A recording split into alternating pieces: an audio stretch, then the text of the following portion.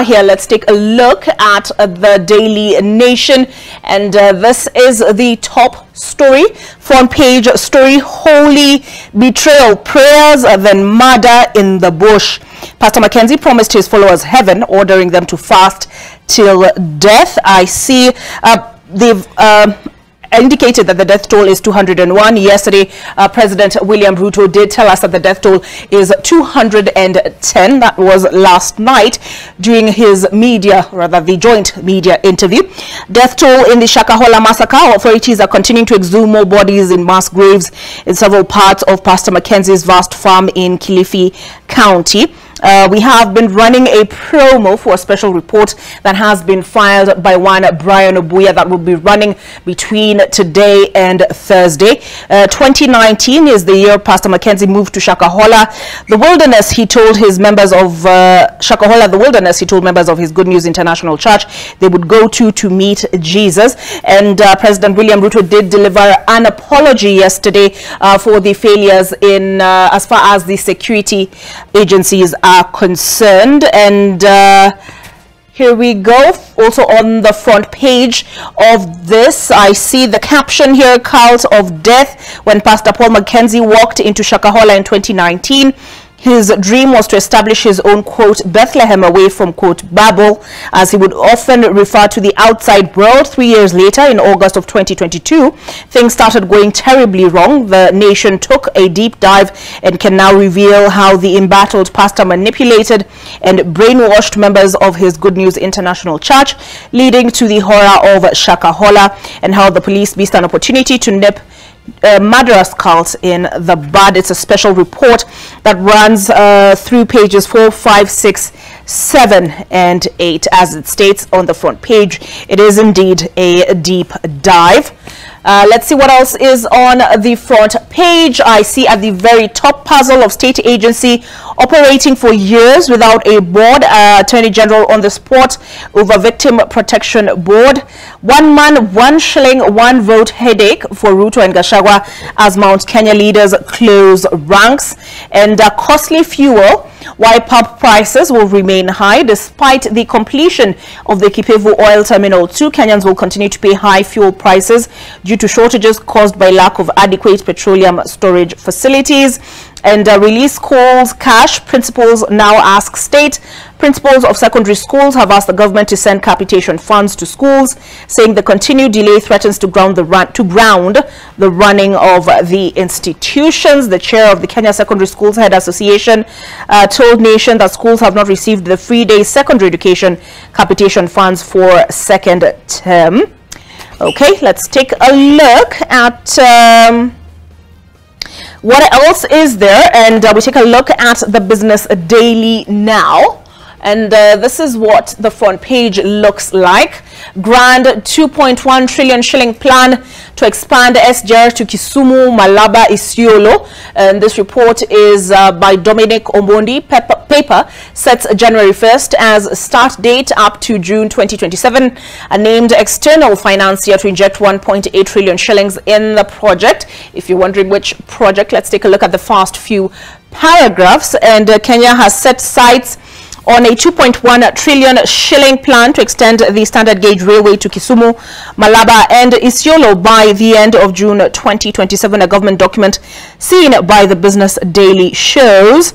According to the plan, the State Department of Transport will build another 2,746 kilometers of the SGR at 2.1 trillion shillings, a move that will push the total spend on the modern railway to more than 2.75 trillion.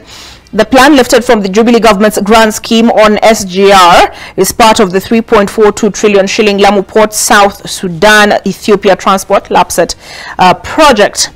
All right, let's see what else is on the front page of the Business Daily. Safaricom eyes return of interest-free loans for shopping. Safaricom is working on the return of a zero-interest credit service for purchase of goods that was last year blocked by Central Bank of Kenya hours to the launch. Peter Ndegwa, the Safaricom chief executive, told Business Daily the telco is making changes to the product dubbed Faraja, as was required by the CBK, and that the product will, quote, surely show up. The Faraja product is owned by Edomax Limited, a Kenyan-based financial technology firm, which has listed Safaricom and Equity Bank as its partners. Let's take a look at the ticker now. And on the ticker, this is what we have. Airbnbs increase pressure on hotels. The pressure of Airbnbs on major establishments in the country hit a new high last year after hotel bed occupancy in the coastal hinterlands and Masai Land more than doubled as Kenyans sought cheaper facilities to enjoy the beach and national parks. Standard Chartered pays 2.5 billion shilling loan. Standard Chartered Bank of Kenya has disclosed that it last year paid 20 million US dollars, which translates to 2.48 billion shillings, being part of loans it had tapped from its parent firm, Standard Chartered PLC. And I see Bear Run lifts dividend yields at the NSE. 13 listed companies on the Nairobi Securities Exchange now have a dividend yield of more than 10%, rivaling and in some cases exceeding returns on the one-year Treasury bill. The higher cash returns come amid deepening sell-off at bourse. All right, let's now take a look at Taifa Leo. And this is what the Taifa Leo has for us today. Maelfu hatarini kufutwa kazi. Tayari baadhi ya kampuni za maua bonde la ufa zimetimua takriban wafanyikazi 300, chuo kikuu cha Rongo kikifuta 64 na kile cha Egerton kikitarajiwa kufukuza mamia wakiwemo wahadhiri ili kupunguza gharama baada kufutilia mbali kozi 8. So more on this on page 2 of the Taifa Leo. I see an image also on the front page of the Taifa Leo of President William Ruto, at least two CS's Member of Parliament for Dagoretti South, and that is KJ at the Mashemeji Derby. Sports is a question. Issues to do with sports were raised yesterday during the joint media interview. Let's now take a look. Or let's see at the very top what it reads. Tume ya ardhi lawamani kuhusu ubaguzi yalaumiwa kuendeleza mapendeleo wakati wa kulipa fidia kwa waadhiriwa. All right, I will leave the Taifa Leo there, but I also see they've talked about a delay in capitation. Wanafunzi tabani, fedha zikichelewa, shule za upili zatishia kukatiza shughuli kadhaa baada ya serikali kuchelewa kutuma pesa za ufadhili. All right, standard now. And this is the headline story. Big 2. Let me zoom in so that we can get a better view. Big 2 meetings set unity deal talk. In 24 hours, the political rivals Raila Odinga and William Ruto have made 3 public appearances together, hinting at a possible mending of fences amid discontent over the high cost of living and taxation hurting citizens. I see also on the front page of the Standard, Pastor Ezekiel Foreigner's troop to Ezekiel Church for prayers. And some of the details are this: the sick from as far as Uganda, Tanzania, Ghana, Dubai, and Australia flocked to embattled Pastor Ezekiel Odero's church in Kilifi County seeking healing. I see the serialization of Eden Dweller's book, For the Record, continues, and they tell us to look at pages 4 and 5, Dweller's Truth Moments on Political Class. And I will be taking a look at the Star. I just need to pull it up on my screen here, make a payment or two before then. But let me invite my panelists to studio this morning. I'll start with Professor XN Iraki. He is an economist, columnist, associate professor, University of Nairobi. Karibu sana, Prof. Asante sana. I think we should have the debate in Swahili. You saw how I struggled. Did you see? Did you hear, rather? It's a Monday morning, Prof. Do excuse me. We also have a new face here in studio. Her name is Dharmi Jatani. She is a research officer, Institute of Economic Affairs. Good to have you in studio. Thank you. I hope the testosterone is not is not too much. Don't worry, I have you back. We also have in studio Dr. Abraham Rugo Muriu, and he is the it is the International Budget Partnership Kenya. He is the country manager, and sitting next to him is the CEO, LM Capital. He is also an economist. Good to have you in studio, William Odhiambo Ramogi. Thank you. You know, when I think of the Institute for Budget Partnership, I think of BP. Yeah, IVP. Anyway, good to have you join us this morning on AM Live. I'm curious, Prof, we had spoken before the joint media interview yesterday at State House, Nairobi. President William Ruto sat down with various hosts, usually on Kenyan television, Lofty Matambo from NTV, Eric Latif, as well as Ayub Abdikadir, Citizen TV, and others. Forgive me, I don't know their names offhand. But I'm curious what you made of the sit-down interview, particularly on issues to do with the economy, because that's what they started with. The VAT on fuel and the president defending our GDP to debt ratio. Your thoughts? I did not listen to the whole interview, but I listened to a part of it. And what impressed me most was the combative nature of the conversation. Combative? Yes, I was very happy to see journalists asking, Mr. President, what is your view? Do you mean this? So I think for the sake of democracy and for the sake of the public, I think that was a good interview. And in my opinion, it shows clearly that the issues people are raising are substantive. That's why the president is addressing them on behalf of the government. But mostly he defended those policies, which was not surprising because when he says that if this gets into the room, then you have to do this, like the levies, the housing fund, and so on. To me, there was nothing that was very... I was waiting for a surprise, but I don't think I got any. Really? You are? I was what sort of surprise? So I was expecting, for example, to say, based on the public outcry, I think we are going to remove this from finance bill. I get you. But he did a lot of defending, which I think was expected. And I think he seemed to have been very well briefed about what is happening in the country. So that's my view of the whole debate. But I would have expected maybe some surprises which I didn't get. I'm sure Ramogi will say something very different from what I'm saying. You know, usually I have to have the two of you on, and then you sit on on opposite ends for good reason. No, I'm kidding. Let's take a look. I just want to take a look at the Star, and then I'll come to you, lady and gentlemen, on what your views are on the interview. The Star has this on its front page: why Raila Ruto big clash looms over tax. Apt. Kenya Kwanza MPs promise to pass law as drafted by Treasury.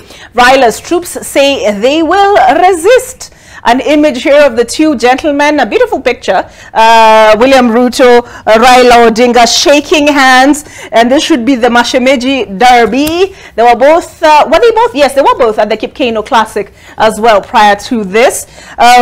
So speaking of tax, Star has, as it so happens coincidentally, transitioned us back into the conversation on President William Ruto's interview yesterday. But before I invite the rest of my panelists to weigh in, let's listen in to a little bit of what he had to say. Okay, I'm told it's coming up in a moment. But Darmi, did you get the opportunity to listen in? I think I'll agree with Prof. Indeed, there is a lot of emphasis when it comes to, you know, how do we get the revenues in order to finance our public spending? But there is also that failure in terms of, you know, making citizens feel the worth for their money so that all these new taxes and all these revisions can actually make sense. So you would expect that given the uproar of all the new taxes, that the president's conversation would bring to light, for example, one of the issues that has been, you know, a major challenge even in the IMF request for reforms is the state-owned enterprises and all these departments and agencies that citizens continue to finance. So given this, you would expect to see this, given Kenya Kwanza also had a lot of fiscal consolidation strategy. I would have expected to also see some assurance on the same. But given the heat of the moment and with the budget estimates still undergoing review and citizens giving their comments on the same, I think there's still room for more of the same conversations to be had. Mm-hmm. Yeah. You know, somebody told us it will be passed without even changing a comma.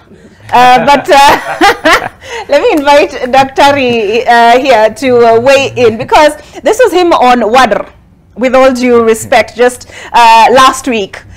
You sat down with James Smart, Kwame Wino, to interrogate the Finance Bill 2023. And you were looking at government expenditure versus revenue, right? Yeah. The revenue generation plan. And you were quoted as saying in this micro clip that if you work out the math on housing, 5,000 times 12 is 60,000. Assuming I am 30 years old, contributing that amount in 7 years will be around 420,000. Which house can you build with that amount? Was your question answered yesterday by the president? Not quite. I still don't get the place. First of all, we have very little information about how this housing fund is supposed to operate. In public, the conversation has been about how we can use retirement benefit schemes and the amounts we put in there to as a collateral for mortgages. That's a discussion. There's even a law, there's actually an amendment in Parliament. And the reason for that is because I don't want a house of 420,000. 80% of Kenyans own the homes they live in, the houses they live in. So you're basically talking about 20%. And those are majority in cities. 80%? Yeah, that's by statistics. Yeah, that's correct. Yeah. So yes, that's according to our national census. So we are talking about, so the people we are talking about are people who more or less are either completely out of income because they are in cities, or two, it's us who want to live in our own houses but we are unable to take mortgages because of the high cost of mortgages. So we still don't have enough information about how this subsidization scheme, of government is going to operate. And when you read the fine print, even in the finance bill, it suggests that after 7 years, you get your money back less interest, or you roll it over. Almost like an intergenerational kind of, it's like you have a collateral. The amount is very small for how much you can do fast. Two, without clear structuring, and three, without still clarity of how we can use NSSF and all these retirement benefit schemes. For me, I'm very concerned. And we know how such schemes in the past have happened. So that was my concern, that housing is something that should be left to individual agency, to individual capacity of the kind of house I want. What we should be discussing is what mechanism can be made, which is what other countries have done, to ensure that I get a mortgage for the kind of house I desire for myself. If I want a studio, fair enough. If I want a full house, fair enough. For the social housing, let's rethink it. Okay. So my understanding of what he said yesterday, because he kept saying this one is close to his heart, so he kept hammering it in. So he said, what we're doing is creating a pool of resources that then we can then leverage for more financing to construct these flats, because he said pretty soon, you talked about the 80%. I'm not so sure, is it because I'm a renter? But he said we'll have a good portion. We'll have a good portion of the populace living in urban centers, looking forward. So he said it is necessary to create these houses. So he said we are creating a pool of funds to leverage these funds, to get more funds, to construct these houses, and then you can mortgage depending on your financial capability. So then he said, there are those for social, because he said there was social housing and affordable housing. So the social housing, guys, 2.5, you for affordable, maybe, how much did he say? I can't remember the exact figures exactly, but you'd be able, you'd have access to higher levels of mortgage, I guess, a better apartment or flat than a studio. So that's what I understood. Dr. Ari? Yeah, I hear you, but the concern is that, first of all, without clarity of what kind of housing, and by the way, this is not the first time we are discussing this housing business. You said a 3-bedroom, how much, guys? Do you remember? Okay, we'll pull up the clip. We'll pull that. But this is not the first time we are discussing about this housing scheme. We've even done a lot of work, and in fact, in that discussion, I also suggested, can we pull the lessons we got from the slum upgrading program? Because we did a similar thing, only that this time it was externally funded. A lot of it was externally funded. The people we built the houses, majority of them, did not move to those houses. They rented them out and continued living where they were. So, what problem are you solving? That's the question I'm asking, perhaps if I put it right. What problem are we trying to solve? I think it's a good idea for government to ensure its citizens have housing, and I actually expect to benefit, and many people to be able to benefit. But when the mechanism is not clear, when there are alternatives that could deliver much more for you, because remember, we are not discussing this amount in isolation. NSSF is meant to go up, the contribution. NHIF is going up, contribution. Taxes, if you just take the 16% fuel taxes, are going up. So you're not, what are the alternatives without just saying that for everything we throw a fund at it and we deduct some money from employees? For me, that's where the concern is. What problem are we trying to solve? For who? The people we are saying are moving into cities, they are leaving homes. Unemployment, I think, is the problem. Slum housing, you know. Those are the problems he identified as us seeking to solve. Okay, I will leave it at that. We'll come back around later. All right, William, your thoughts generally before now we get into the nitty-gritty. I see Prof laughing. These guys are very technical. Let me first of all address the whole... Not laughing, you're just expecting.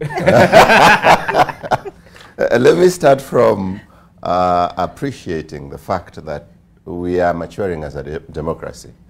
That the president can sit with 6 journalists and be asked questions about the state of the economy and his plan, and he responds in a manner that I felt was very mature.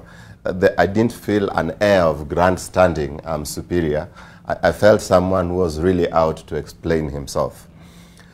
Politically, though, and perhaps this is why I believe that I think the president actually means well, and he's actually clean-hearted on this matter. Because politically, that move was not very beneficial to him. And I'll tell you why. One, he is taking over the responsibility of explaining economic policy, which at a time when we have a finance minister who is capable and actually present, which means then that he's taking responsibility for these things.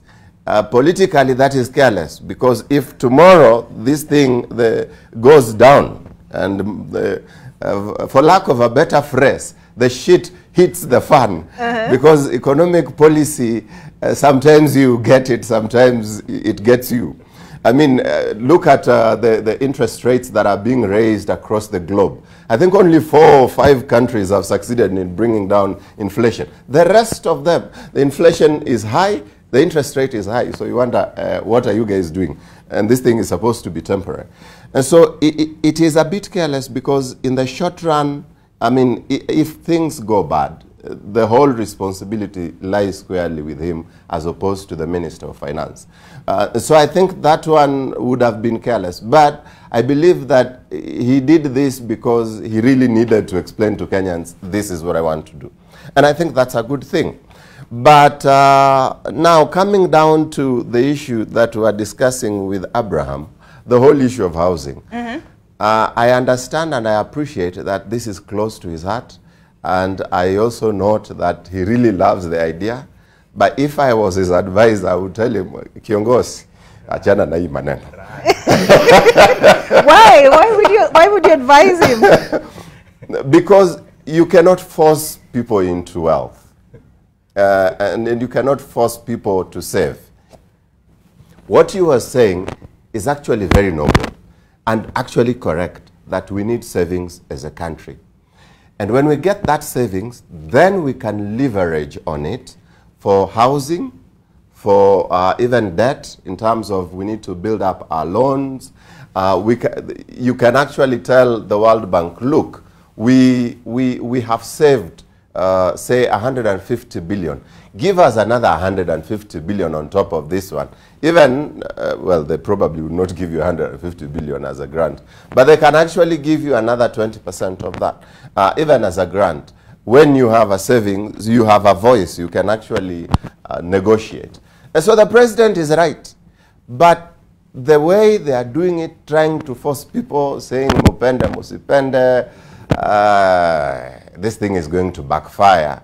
And if, for any reason, any of his juniors goes ahead and commits corruption around this thing, people, his opponents will be like, we told you so. This thing was just about corruption.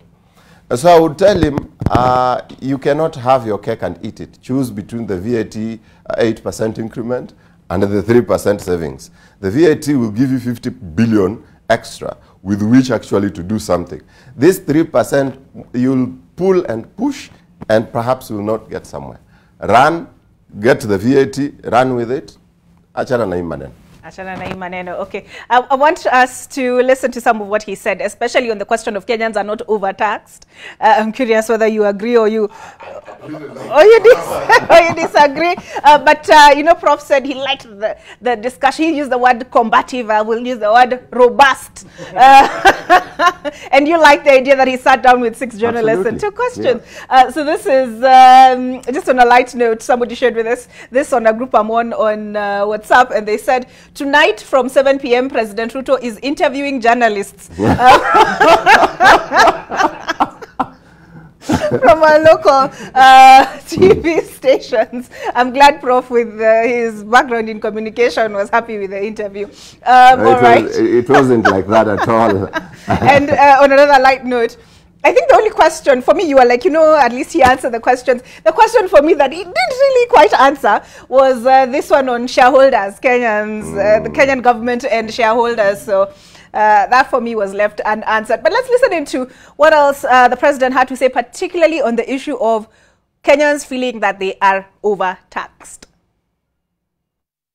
Are Kenyans overtaxed? Let me give you the statistics. OECD countries,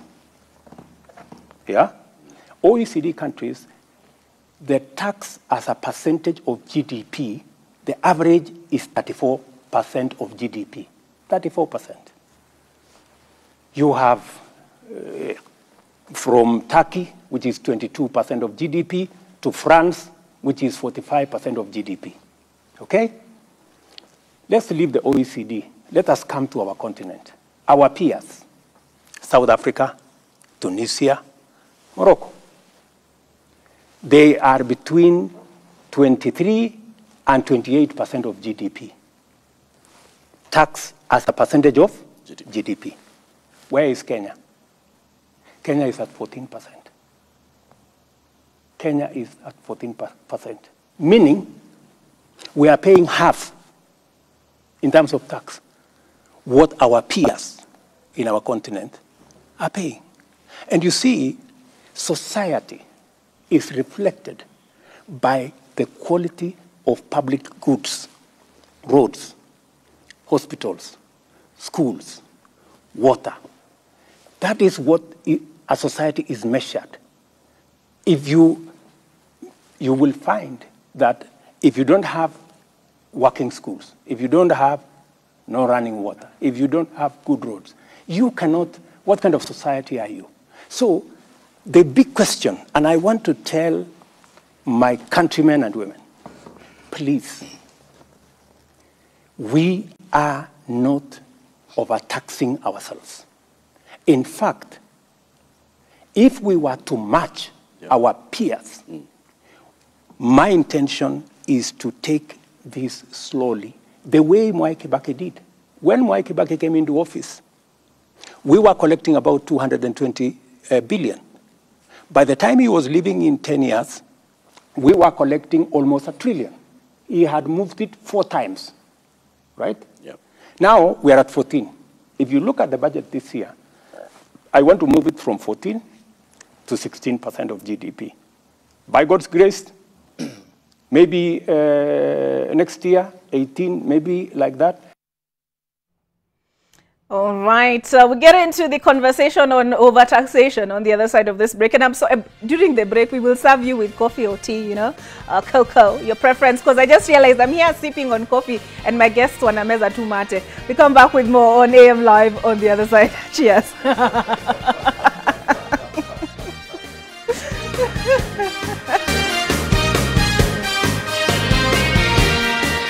So, welcome back to AM Live. While we're on break, we're having a discussion on whether the housing levy is indeed a tax. I was told to pull up Article 209 of the Constitution. I will get there. But first, Prof, before we went on break, we're looking at overtaxation. The president took the position that our GDP to debt ratio indicates that we are not overtaxed. He said in countries such as Turkey, 22%. He says in OECD countries can go up to, I think, 34, did he say that? 34%. Yes. And then he said, you know, when you look on the continent, South Africa and other countries are at a what rate? Well, let me check my notes. Why am I guessing? I took notes. I am a good student. I am a good student. I took notes. It depends on who. Yeah, so he said 23 and 28%. Thereabouts. But Kenya, he said, is at 14%. His with this finance bill, he projects will go up to 16%. Are we or are we not overtaxed, Prof, in your expert that's opinion? A good question. But before we go to that, let me say one or two things about housing. I think this model was borrowed from Singapore, because Lee Kuan Yew, when he became the prime minister, he tried to make sure that everybody had good housing. And that was how to build political legitimacy and get out of support, because housing is very close to everybody's heart. So when I see the president talking about housing, I know where he's coming from. So nothing is worse than living in slums or dilapidated houses. Number two, I think we need to stop looking at the houses from the point of view of Nairobians. A lot of Kenyans in the rural areas have their own houses, but nobody thanks them for that. So it seems that when you talk about housing, about Nairobians and people in urban areas, let's look at it universally. And I like his argument that 80% of the Kenyans live in their own house. But when you look at the data, it might mean that a lot of 80% of Kenyans have no houses. Number three, let's give people choices. I think in economics, choices are so important. So you can even tell me, I'm going to get 3% of your salary into a housing. But give me a choice. Because I could even put 10%. In fact, people put even more than that to build a house, a home house. But we need choices. And I think it's very important to think of alternatives. Can you believe that in a country of about 50 million people, we have about 30,000 mortgage accounts? Clearly, people have not been investing in houses. And we should be asking why. And what the big corporate is interest rates. So let's see whether we can reduce the interest rates. And the president talked about Mwai Kibaki. Interest rates went down. People borrowed more money. People started building houses. And the economy became very vibrant. So let's target interest rates instead of another levy. On your question whether we are taxed, this has been a debate going on in this country for years. In fact, everybody on the streets, if you go outside here and ask him, are Kenyan overtaxed? We know the answer. But I like the way the president used data. That in OECD countries, tax is 34% of the GDP. In other countries, it's 28, 22%. But let's remember that these countries are probably richer than us. So they have more people paying taxes. Tax does not leak. And very important, people see where taxes go. In fact, if today you told me to pay 50% of my salary to tax, I would have no problem if I can see where it is going. In fact, one of the reasons why Kenyans are raising eyebrows over the finance bill is not because they don't want to pay taxes. The question is, we are not being told exactly where that money is going. So let's not just use the stick, but also use the carrot. Tell us where the money is going. We shall be more than willing to pay the taxes. But when Kenyans are overtaxed, I believe under the given circumstances, they are. And you just need to look at the basic pay slip of a Kenyan and find out how much of that money goes to taxes. Include VAT, include all the levies and so on. But if I was seeing where that money is going, I would not even be having this debate here. So let's have taxes. Let's see where it goes. You tell us in the tax bill, the money is going up by this percent. The tax rate is going by this percent. Then tell me this will be the benefits. The roads will be better. There will be water. There will be security. I don't need to hire a guard in my premises because there's very good security. I don't need to worry about power blackouts. I don't need to worry about the fees for my kids. I know that the countries the president talked about, Scandinavian countries and OECD countries, once you pay your taxes, kids are picked from home, they go to school, you don't pay any fees, particularly primary and elementary school. That's not happening in this country. So you pay your taxes, but you still pay your school fees and very many other things that you pay that should be provided by the state. So if that happened, we would be very happy. You know, his argument was unless we pay these taxes, then we cannot expect those services. I think there's nothing wrong with paying taxes, but I think the government should be very clear. We are going to raise the taxes. This is where it is going. We have not been told specifically where that money is going. And I want to hear that if the tax goes up by 5%, maybe the school fees will go down by this percent. You'll pay probably less for this. This road will be tarmacked. This road will be... I want to see the actual benefits. He told us this 16% on fuel will finance the roads. So on that one, he told us where we will see it. Which roads? I think I need to be told. For example, I know my village has no tarmac road. That one is, I can tell you for free. Is it there? And maybe the others would ask the same question. So let's see the connection between revenue and expenditure so that the citizens of this country see exactly where their money is going. All right. And it should not be about PR. We should see it. Let me finish by giving you an example that I came across in Kentucky about 15 years ago. I was driving along a road and I saw a billboard. Prof. I'm not showing off. I'm not showing off. I'm just informing you. Do you know what the billboard was saying? If you see a pothole on the road, call this number. That's what I want. So when I'm driving and I see a pothole, I call a number. In the next 1 hour, it is fixed.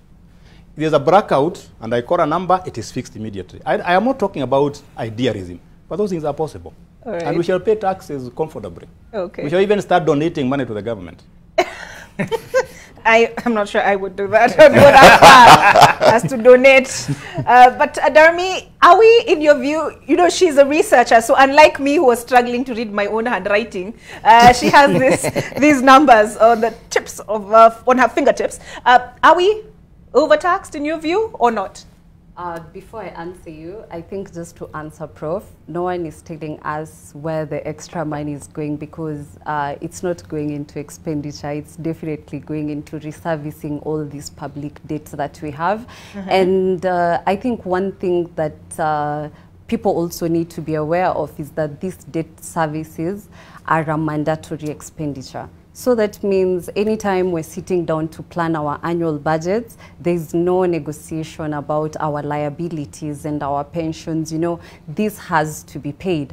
So what a higher debt service does is that it leaves very little room for budget flexibility. So all the expenditure that he hopes to see, there isn't much that can be done when majority of the revenue collected is going into, you know, refinancing the debt and not necessarily increase public spending. To answer our question on are we overtaxed, my answer is yes, especially in the formal sector. Prof has made it clear that yes, indeed, there are other countries doing better than us, but also look at their tax policies, look at their tax structures.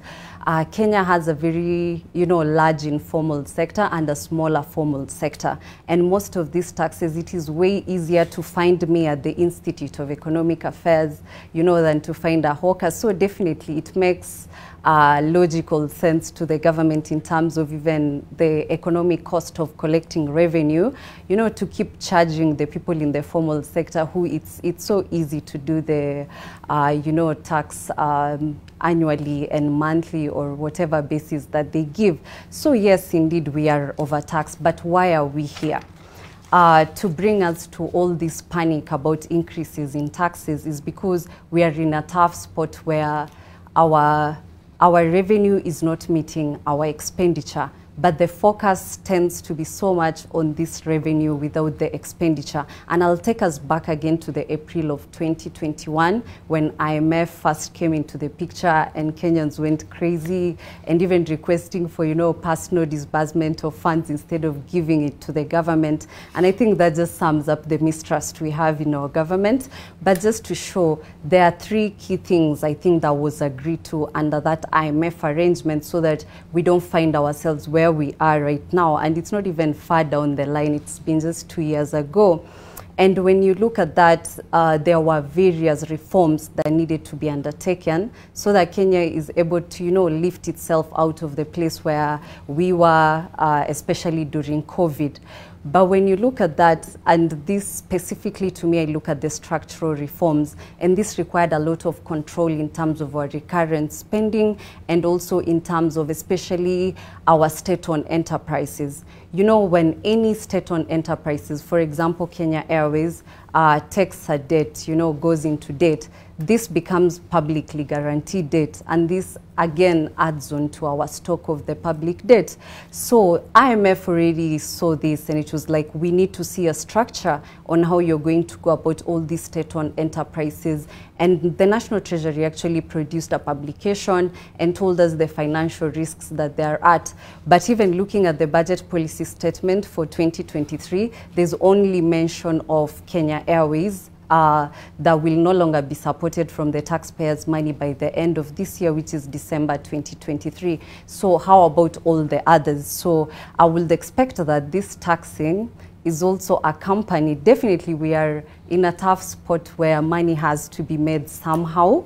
And given the market, even internationally, we really can't look at the commercial market because the interest rates now there will be just digging our own graves. But we also need to look at this as a bigger picture. People are feeling overtaxed because we are not, you know, undertaking all the other reforms that together would have made this, you know, tax burden bearable, or maybe this spending at a sustainable level.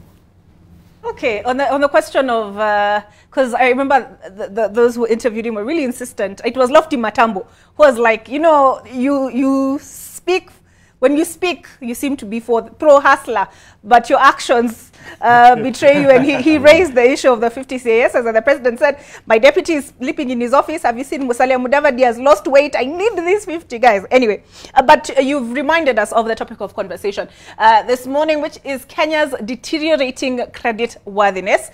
Moody's, and we'll be told who they are, not Moody Awori, not Uncle Moody. Moody's have what's the terminology, William? It is escaping me. It's right here, but it's refusing. Downgraded. Kenya's credit rating, right? I saw from B2 to B3. I saw the Daily Nation, and I'll pull up the article, said high credit risk, right? That's what it translates to.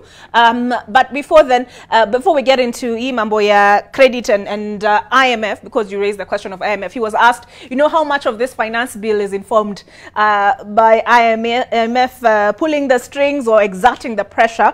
And he said, IMF does not run the government of Kenya.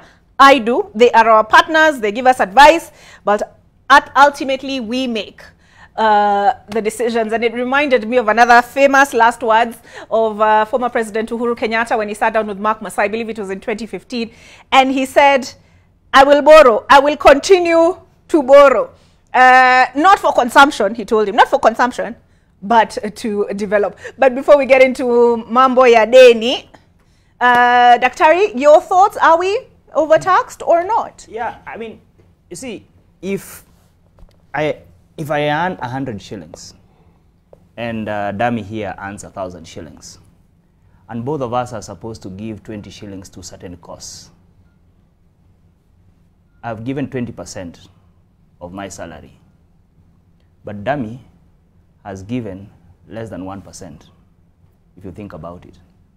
So taxation, first and foremost, is about incomes. And I was just pulling out when you were talking, I was just looking at income per capita. So the income, if you distributed the population, the income of the entire country, the total wealth of a country, and how much. And I was looking at some of the OECD countries that we are talking about. I looked at a country like You know, Canada, 51,000. Dollars? Yes, in dollars. In dollars. Denmark, 68,000. Estonia, 27,000. And you can go on. Kenya, 2,081. That's our per capita. Yeah. So what am I saying? That taxation and the level of taxation is a factor of incomes. And therefore, to that extent, you cannot argue that then we should be raising our taxes to 34% at the same level of incomes. If we are not discussing how to improve incomes, we cannot discuss how to improve taxes. Yeah. Because taxes are an outcome of incomes. It is how well a country is earning, people are earning, and as Damia said, by the way, the people who largely shoulder this tax burden are less than 3 million Kenyans. Because they are within, they are within the net. You know, you and I cannot get out of the net. We are already in there, you know. So that discussion, and it's the same argument that even has been advanced about how much can we borrow. Oh, US is at 100 and something % of their GDP of debt. Japan is at what? We must argue it based on incomes. So I really wanted to make that point. Two, taxation is not just about what is deducted from my payslip. There is still taxation that happens indirectly with all the goods I then buy with what is left. Mm. Mm. Excise duty still checks in after that. Import duty if I import. But mostly VAT, which as you can see, again, there's a lot of focus. And in fact, VAT and excise duty, the two taxes that are considered the most regressive taxes, are the ones that are growing fastest in our country. You know, and the reason for that is because everybody, so again, back to my example, Dami and I, who she earns 1,000, I earn 100 shillings, will still pay the 16% on the item that we buy. The level of taxation between the two of us is very different. Because so I wanted to really emphasize that point, that we cannot have a conversation on the level of taxation without a similar conversation on the level of incomes.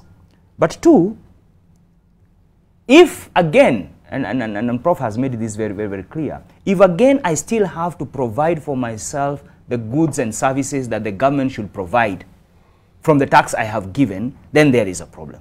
But thirdly, and most important, why are we not talking about the wastage levels?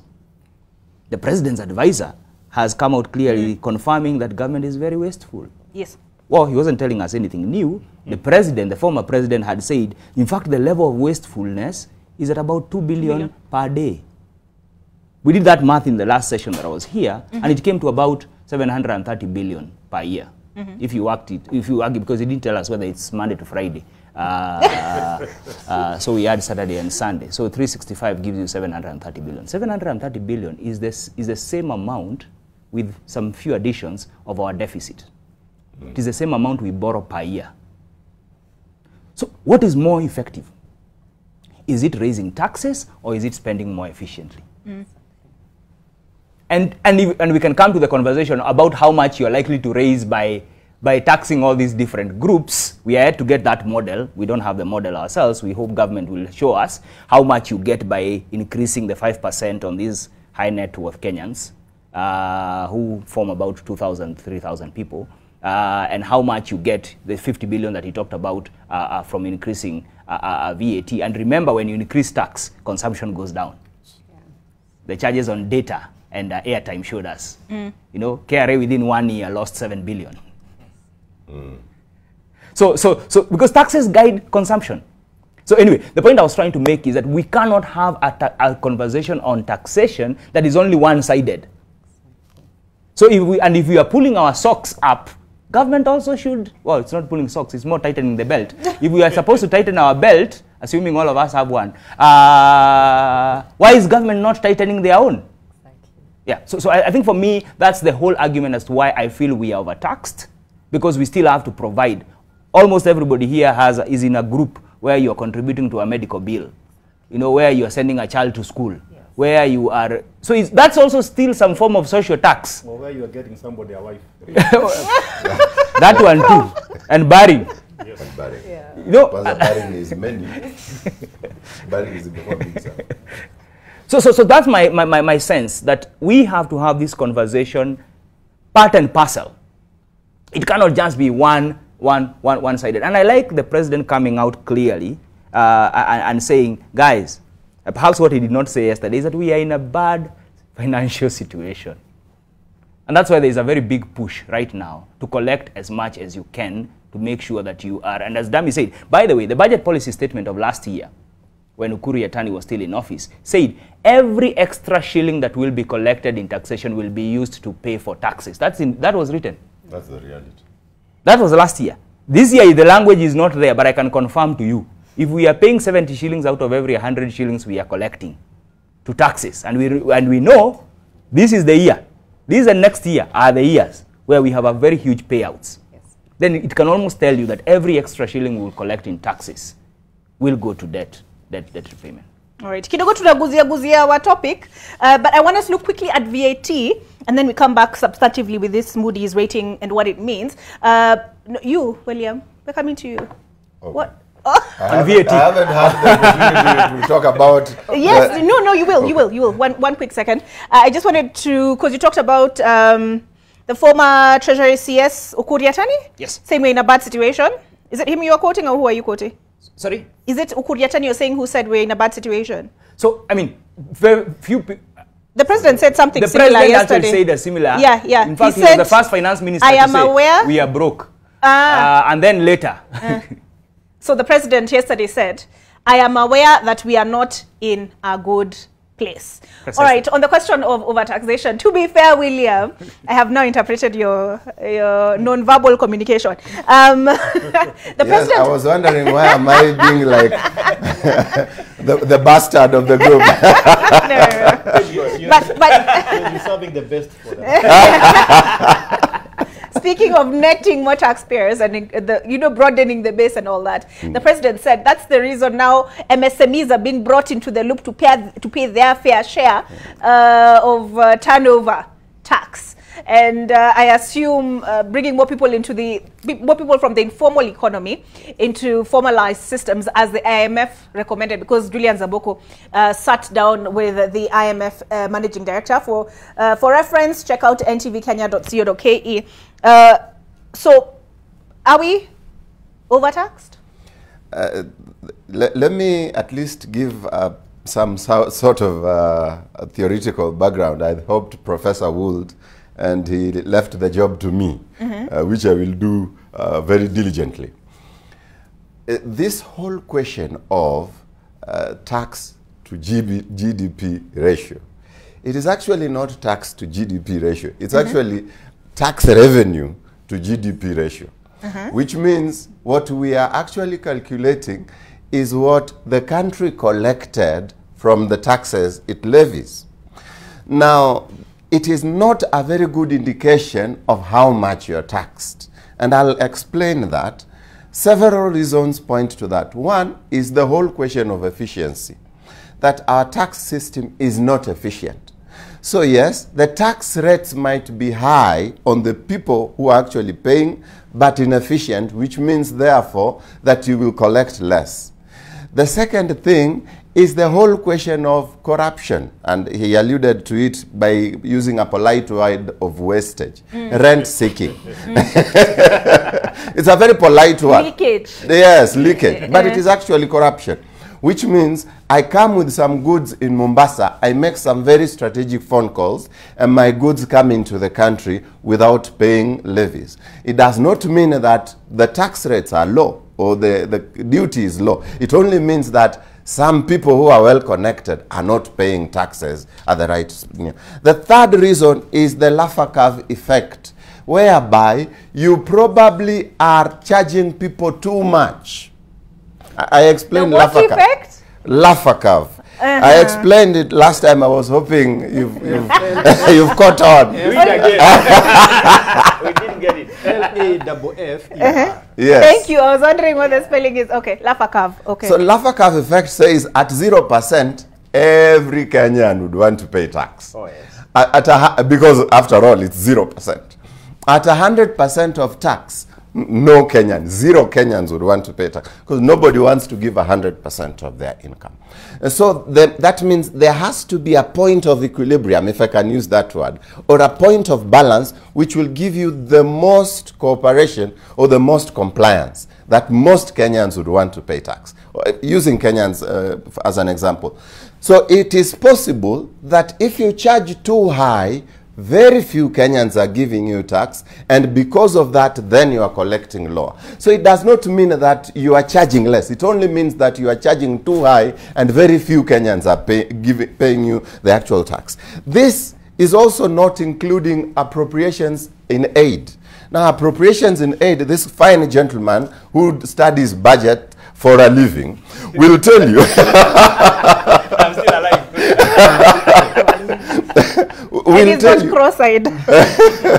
We'll tell you that appropriations in aid is what, for example, these parastatals charge you when you go to them. So this one is not included in the calculation of the tax to GDP ratio. And they are also there, and they are also material, they are significant. Therefore, it is inaccurate, for example, to say that because the tax to GDP ratio is 14%, we are not overcharging Kenyans, we are not overtaxing Kenyans. That is inaccurate. From what I have explained, then you understand that it doesn't make sense even to start and use that as an explanation that we are not overtaxing Kenyans. We are taxing Kenyans. The person who knows they are being overtaxed is the person being taxed. If he tells you that he feels he's being overtaxed, even clergy are feeling overtaxed. Clergy are coming out and saying, Mheshimiwa Rais, unatuumiza. Clergy. The people who go to State House every day are complaining. That should tell you something somewhere is not good. And I pray that the people who, you know, who actually advise His Excellency can tell him, Kiongozi, angalia hii maneno. Are you saying clergy have to collect tax? Clergy are complaining. They are paying tax. Yeah, clergy are complaining. There's something he said yesterday, because he said a lot of people are referencing Winston Churchill's quote that you cannot tax, and that is a quote that has been used severally here by Prof, that you cannot tax a nation into prosperity. But then he went on to say you cannot accumulate debts into bankruptcy. But your permission, would you like to touch on the 16% VAT on fuel before we get into the Moody's downgrade? Moody's downgrades Kenya's rating to high credit risk, or would you like us to just get into this? I'll give you dealer's choice. VAT fuel? Yeah, let's say something about it. All right. Yeah. So let's listen in. Do we have that sound bite, Jonte? Jonte is on the other side of this earpiece. He is my director this morning. Do we have it? All right, so we can just get into it then. So he said with the 16% VAT on fuel, we will raise 50 billion shillings extra. Over what duration? That skipped me. In a year. In a year, all right. And he said this will solve the road problem because he said we had 900. Oh, you have it? Okay, let's listen in. Directly from, from the horse's mouth. Yes, from the horse's mouth. Did we really look at the fuel issue? Yes. We said, while it is true that we have a crisis and we have to deal with a pending bill of 700 billion for the roads that we have, while it is also true that we have to look at what additionally we can do, but we need to put a relief on Kenyans. Okay. That's why, apart from, and you know the reason why the tax on the VAT on fuel or petroleum products is much more attractive is because it is spread across all Kenyans. So everybody carries a small bit of it. Okay. But we have also knocked down other taxes from the same fuel, as I have told you. IDF we've taken down, road development levy we've taken it down, and a host of other taxes that we have taken down. Your response, Professor? That's an interesting question. But before I go to that, let me make a comment on my assistant there. my able assistant. I think what he was saying with the lover's curve is sometimes if you charge people a VAT of 11%, you could raise more money than 16%. Yeah. That's what he's saying. Because if you're a business person and you sell something at 10 shillings and somebody else sells a product at 8 shillings, you could actually make more money by selling at a lower price. And that's what the government should be considering, that maybe by lowering the taxes, we could end up raising higher tax revenues. Because what he didn't tell you is that nobody knows today which is the best VAT rate that will give us the maximum tax revenue. So the government should not just look at increasing, but also decreasing, which might give us more tax revenues. Now, when you come to the VAT, what nobody is saying directly is, I think that should be a push from IMF. Yeah, it is. And anytime you talk of IMF, some ghosts start haunting us. You remember what IMF did when we had structural adjustment programs and so on? When some people got some retrenchment and the price of eggs hit the bottom price in Nairobi because everybody was going into chicken. So when you raise the price of VAT, of petroleum, the government thinking is that, and my assistant will agree with me, that maybe petrol and fuel are inelastic. So even if you raise the price, the demand will not change. Because you must go to work, you must heat your house. It's a necessity. But my biggest worry is if you increase or if you put VAT on fuel, the price will go up. And that will have a ripple effect in the whole economy. And I'm worried that you are raising VAT when people are already complaining about high prices, about inflation. So that will make matters worse. So I think the government should be telling us we are going to raise VAT on fuel, but these are the mitigating effects. Remember, the same government is saying we have no subsidies. So I don't know whether we are being prepared for even higher prices. Somebody is saying the price of petrol might hit 200. If you look at the current state of the economy, I think there's a wrong time to add VAT on petroleum products. But the question is, what alternative do we have? I don't think we have it. So the president is saying we are in a hole and we should stop digging. But he should also tell us that once you stop digging, this is how you get out of the hole. Maybe do you use a lander, do you jump, do you cause people to pull you out? So inevitably, I'm seeing the government doing what it has always been against. I see us doing more borrowing, inevitably. I know the government did not like borrowing. They said that during the campaign. But it seems that if we have to protect Kenyans against these taxes, then we have to borrow. And number three, and more my colleagues talked about it, why are we not talking about reduction in waste, this corruption? Because I've noted in the last 1 year, the issue of corruption has been muted. Down, yes. It has been muted. And I'm wondering, is it because there's no corruption, or is it because we're not talking about it? So let's look at how do we raise taxes, but also alternatives. Let's look at debt. Debt is not that bad. I've already said there's nothing wrong with taking debt as long as you put it in the right use. But also let's look at that alternative, reducing waste. But most important, and this is what we should be discussing here, and Moreo talked about it, you tax income. So we should also be having a very vibrant debate here. How do we help people make more money? That's true.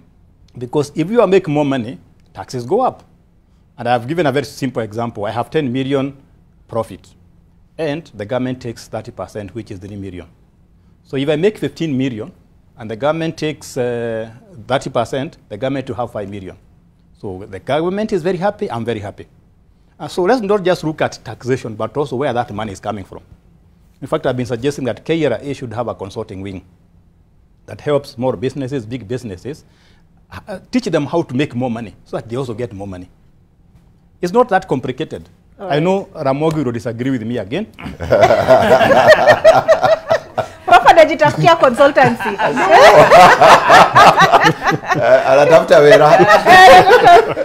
He's also in the business of making more money. All right, Prof, had you concluded your point? I'm concluded, but I'll come to that later on. All right, so we take a break, but when we come back, we'll hear from the rest of my panelists what they make of the 16% VAT on fuel. The argument, even from the Treasury CS, was that now we are standardizing, VAT so that there are no loopholes. Also, the president said yesterday. So we'll get the perspective of my panelists. But interesting, because Julian Zamboko and I retweeted him, he said on his first reading Rather, he says, yeah, further reading of Finance Bill 2023, he said, I am persuaded that this proposed amendment to the VAT Act is a mistake or an oversight by Treasury, effectively deletion of paragraph AA, standard rates fuel, How in this environment is the question he asked. How? And he says he's persuaded that this was a mistake. Julian, I hope now it is clear. We come back with more on the other side of this break.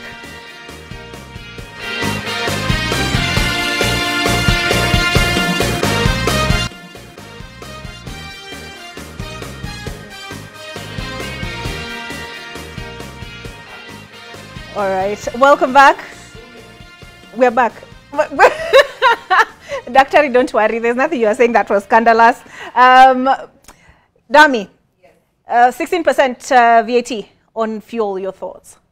I think Prof has stated a lot of the implication in terms of the what it takes and what it means over the next 1 year with the change in VAT. But I would just like to emphasize one thing that I think has come across since we began this conversation. Where is the evidence in our policy making? Was that value that if we increase VAT by this percentage point, we're going to have this extra, revenue? Is it arbitrary? Is there a model that the National Treasury uses? How accurate is that model? Because if you look at the trend, we've been having, that trend in revenue shortfall. The gap has been widening in terms of revenue shortfall. I think up until last financial year where it started to narrow down.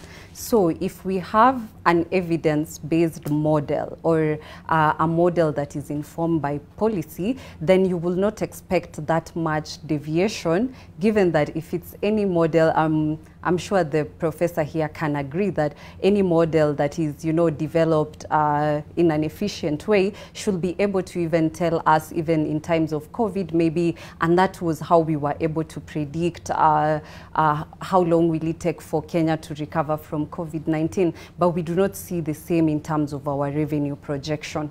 And this has again translated into more budget deficits in the course of the financial year, because I listened to your earlier interview and you said jokingly that people think there is a certain box or a certain account where all government funds are deposited and we plan from that how to use. No, it's the reverse, that we actually project this is what we are going to collect in this year and this is how we are going to spend. So when your projection is faulty to begin with, then there is more revenue shortfalls at the end of the financial year. And that, I think, has explained why the trend in our public debt has also been growing. So as we still having this conversation on finance bill, I think there needs to be more transparency even about how do we arrive on these changes in our finance bill every year, because the more the taxes have been going up, the more we've been, missing our revenue targets. So what is not happening that the economists here have tried to explain that the Laffer curve already explained that beyond a certain point, revenue starts going down. And I think that should already be obvious, because how is it that over the past 5 years we've been raising our taxes in order to, match the revenue targets, but we're still missing all these targets? Clearly, there is a gap in terms of our situational analysis and our policy formulation. And I think that's why it tends to feel like the government is not in the same country with the rest of us. That's why,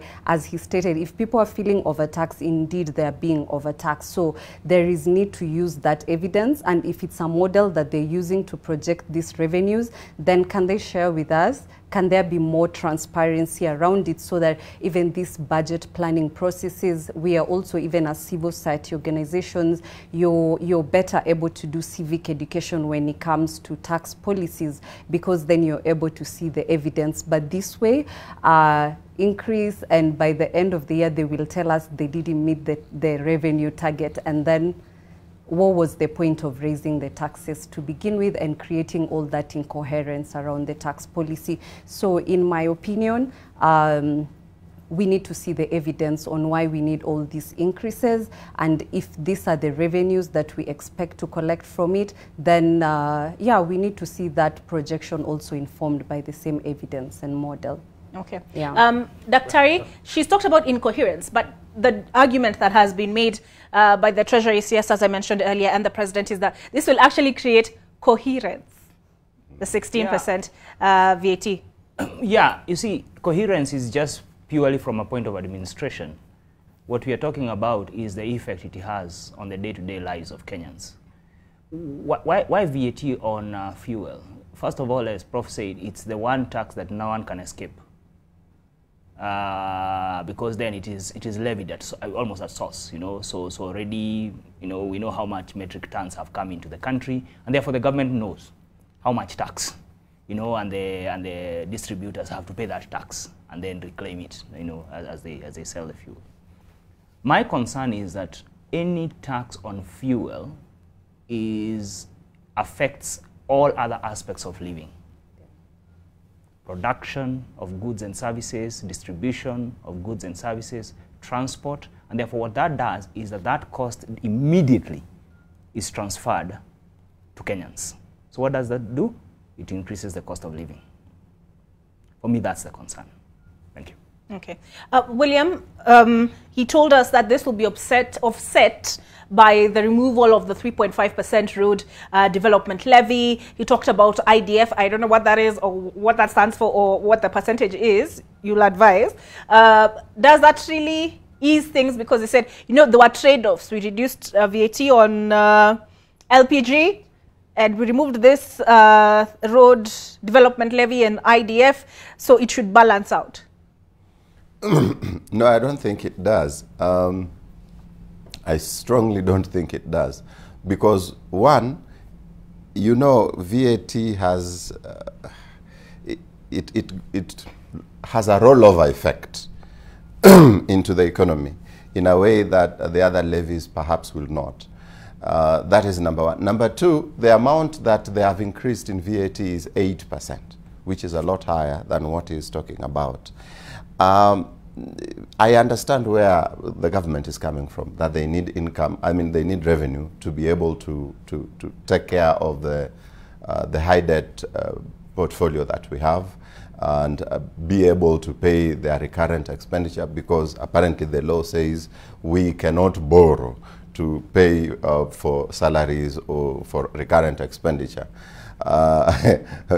He's looking at me because we've had that conversation and it's a longer one. And so their option is to come back to you and I and ask you to pay for their recurrent expenditure and pay for the debt, and including the debts and salaries. But the cost of it is just too expensive. And we've talked about it with lower consumption. We've had a conversation with Prof earlier on elsewhere about you know, the way taxes have a way of reducing consumption. And so he was concerned about the 35% income tax on high net worth individuals, 500,000 and above. And I was telling him, I don't mind those guys paying an extra 2%. Because one, it's very minimal. And two, these people are very few. So the impact it will have on the overall economy is very kidogo. And it is progressive tax. So that the higher you earn, and he talked of income, the higher you earn, please pay more. And that's okay. But VAT has a way of affecting especially the people at the bottom of the pyramid. It affects everybody in a big way. And so you impact 8% onto the economy, and what happens is you start having a ripple effect. People spend less, people produce less, and as people spend less and produce less, what you have in the end then is that you have lower economic development or economic growth. And that results in even lower collections. And so his target of 50 billion might not be achieved. He might get the 50 billion, but at a higher cost, or probably losing 75 billion elsewhere in the whole overall revenue scheme. And so I don't think it's a good idea, but I don't think he'll back off this one. So is it counterintuitive, because he talked about bolstering the manufacturing sector? You don't bolster the manufacturing sector by adding the cost of doing business. All right. Please remember that the tax on fuel is one of the fiscal consolidation agreements under the extended credit facility With the IMF. The IMF. The boss is I was being polite, Kibos. Yeah, so But I, you know, I he think told us, in a where is way, that notebook? It's one of those things that I know. The IMF does not run government. Yeah, that exactly. is a fact. That's what he told us. And that is why we are not asking the IMF questions around accountability. Exactly. We are asking our own government. Yeah. We've just talked about the amounts. Even the amount IMF is giving us is a fraction of how much we are losing. IMF, the total figure was coming to about, I think, 234 billion, if you think about it. How much we are losing, we're already talking in terms of 700 and something, you know? So the questions around transparency, questions around accountability, questions around spending well and spending where it matters, questions about cutting unnecessary expenditure, those are questions for our government. And that's why we are asking our government, you know, because we cannot go at the people who lend us. They have no responsibility. We have no social contract with them. We have a social contract with our government. Yeah, and those are the people who then need to answer. I had not finished, especially on the question of investment. Thank you very much, Oh, you're just assisting you. No, because you paused, so I also assumed you had finished. I am adequately assisted. Look, on the whole question of manufacturing, I think my bigger concern is, are we really out to attract investment? Now, again, allow me to just behave as an economist and tell you about another theory. This gentleman attended an economics class, and in the first year you learn something called issues of African economic development. Some gentleman called Todaro. Now, Todaro says we are poor because we are poor. He says that because you don't have an income, you don't have savings. Because you don't have savings, you don't have investment. Because you don't have investment, you don't have employment. And because you don't have employment, you don't have income. So it's a self-perpetuating cycle. Yes, it's a self-perpetuating cycle of poverty or of wealth. Now, if you want to stop the cycle, what you do is you attack the place of investment at a national level, because at a national level, you don't attack the place of savings. At a personal level, you attack the place of savings. If you have an income and you are poor, it's probably an issue of savings. But at a national level, it's a probably issue of investment. So then, for us to progress, even to get ourselves out of the trouble we are in right now, the place to attack is investment. And you attract investment by your policies, whether fiscal policies or investment attracting policies. We don't have that. First of all, we are saying we want to push the tax rate to OECD levels. OECD don't have to deal with the whole issue of currency translation differences that we have to deal with. Right now, in the last 5 years, we've already faced 37.5% losses in terms of the currency. If you compare the Kenya shilling and the US dollar. I mean, if I invested earlier on 5 years ago and I got 20% out of I still have losses to contend with. And so that is not a problem that OECD faces. And the only way to compete with them is to lower our taxes or maintain our taxes in a lower way to attract them. And if we raise, for example, VAT, and we say that we are out to encourage manufacturing, who is going to bring money to manufacture when your tax regime is up there? I think we need to really think about investment, and I don't think we are doing enough about that. I remember the Treasury CS compared us with Rwanda, Uganda, Tanzania, and said we are on the lower end of the scale and we are just now regularizing so that we are all equal. Does that... No, first of all, we are not equal with We never were. with Rwanda and Uganda, because they are considered as is it least developed economy? And no, we are the least developed.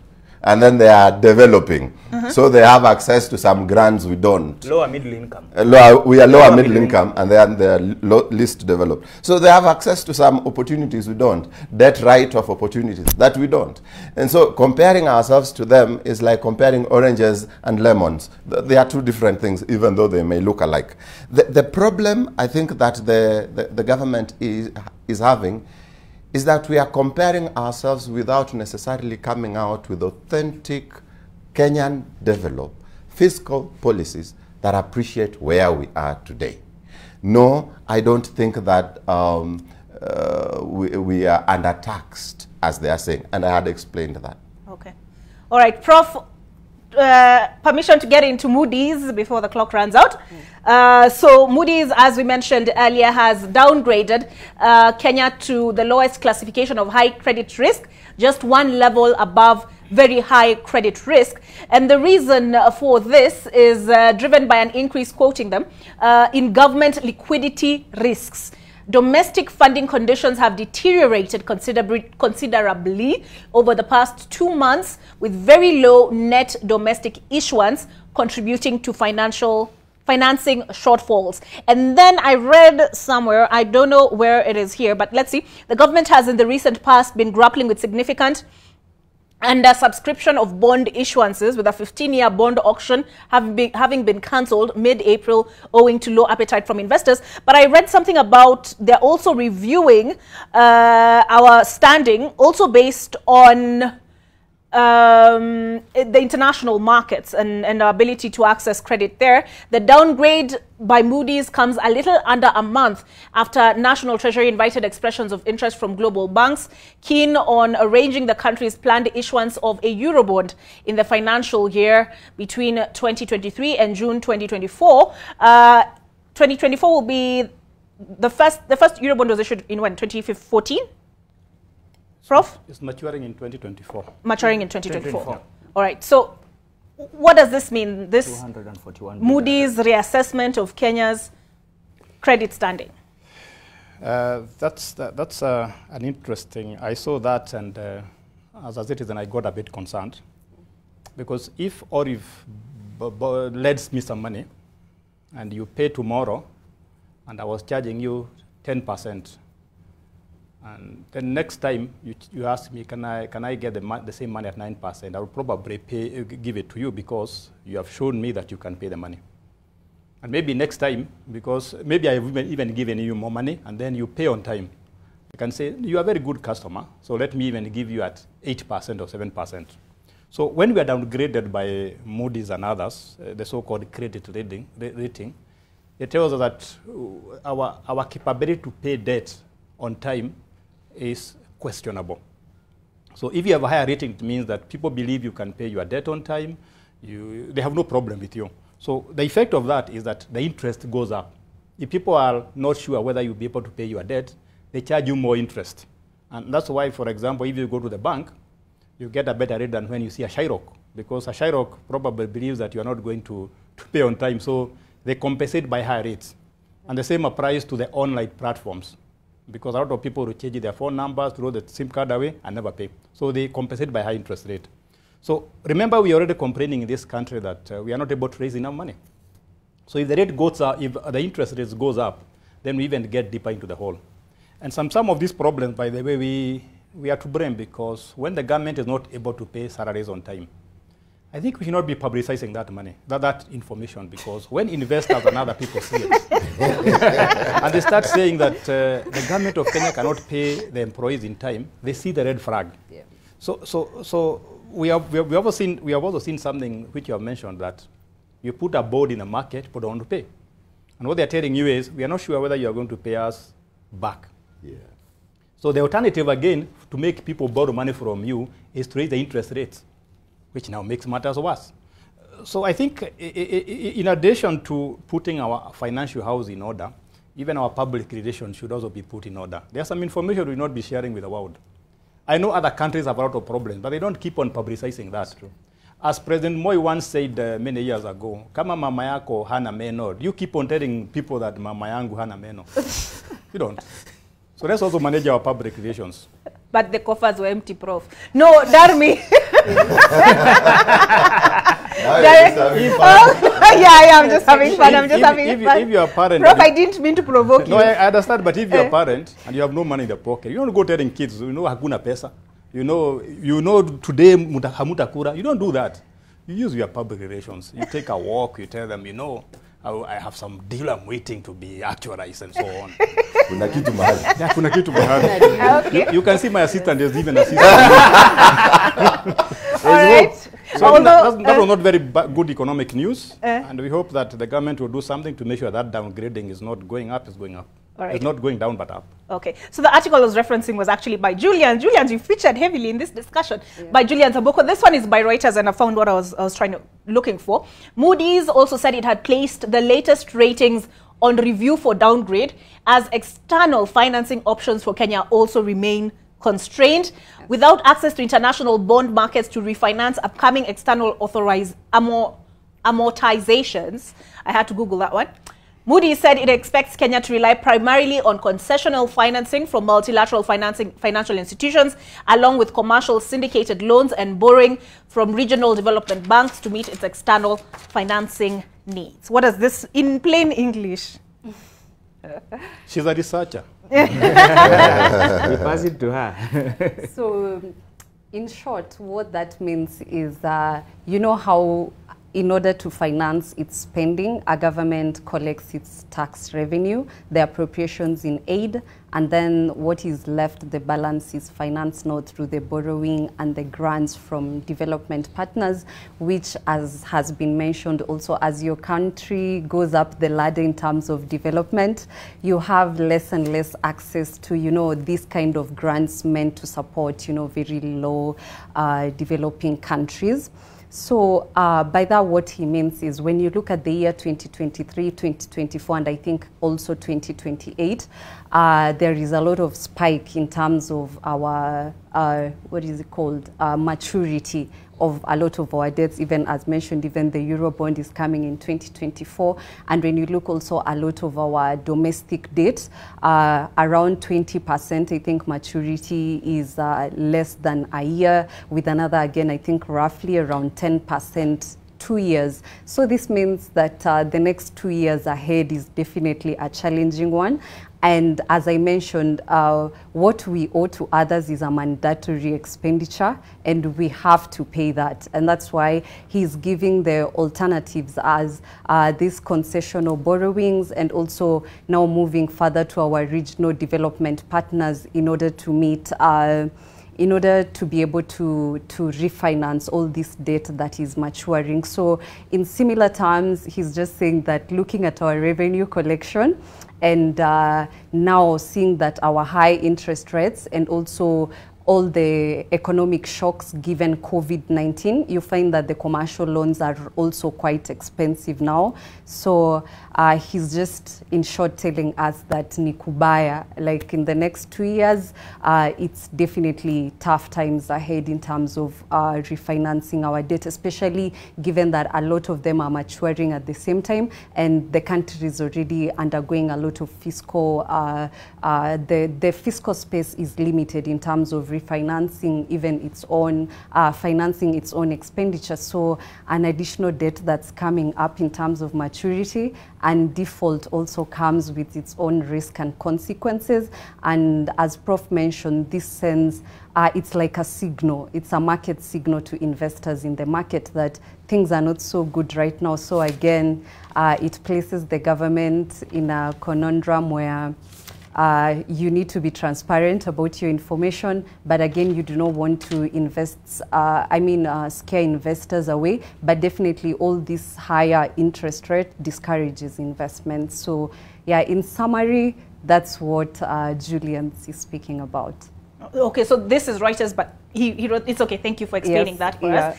Daktari, Julian's in question, sat down with the IMF MD. You come to the ntvkenya.co.ke homepage, you'll see business redefined. You view the category and you'll find the interview not too far down. Kenya seeks more money from IMF. So during this interview, her advice was, given Kenya's limited access to money. Yes. Financing, access to financing. She talked about allowing the foreign exchange market to sort of settle on its own where it will, not to be protectionist, which the president talked about interbank, restoring the interbank market or whatever. What do you make of that advice? Because it was that she said, and I'll check my notes for what else she said. Thanks. You see, Forex, again, it brings us to the conversation around the reason why we have a lot of struggles right now with Forex is because we are not making a lot of money. And in fact, the money we are making from our trade. So in other words, our goods, we are not selling much of our goods and services out there. And therefore, our income, as far as Forex is concerned, is very constrained. But as though that was not enough, which has to do with a bit of us and, of course, the international market, the America market, the America economy is on a tumble. And therefore, a lot of dollars are having to be, to be held back. So again, the international circulation even of dollars is quite... there's been, that conversation has been long, has been dancing. Allow the market to regulate itself, let the dollar, but you cannot, from where I sit, I think you cannot just sit back and watch the dollar just go where it goes.